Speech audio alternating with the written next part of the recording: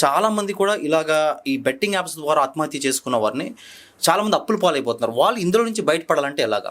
ప్రధానంగా మనం అందరికి చెప్పేది ఏంటి అంటే బెట్టింగ్ యాప్స్ వల్ల ఎవ్వరు కూడా పైసలు సంపాదించలేరు.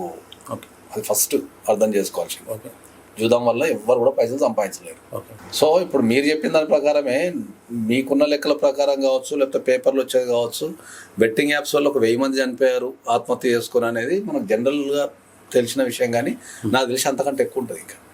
ఎందుకంటే రెగ్యులర్గా చాలామంది మా దగ్గరికి వచ్చేసి ఈ ఆన్లైన్లో గేమ్స్ ఆడడం ద్వారా నేను కొన్ని పైసలు మొత్తం లాస్ అయినా సార్, చనిపోదాం అనుకుంటున్నా, నాకు చచ్చిపోవాలనిపిస్తుంది, లేకపోతే ఇప్పుడు బతికే సోర్స్ లేదని చెప్పేసి కొంతమంది వస్తారు. అడిక్ట్ అయ్యి ఆడకుండా ఉండలేని వాళ్ళు కూడా చాలామంది.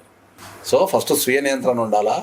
రెండోది వచ్చేసి మనకు ఈ బెట్టింగ్ యాప్స్ ద్వారా ఏదో సంపాదిస్తాను కూడా అనేది భ్రమది. ఓకే, అదొకటి ఉండాలా.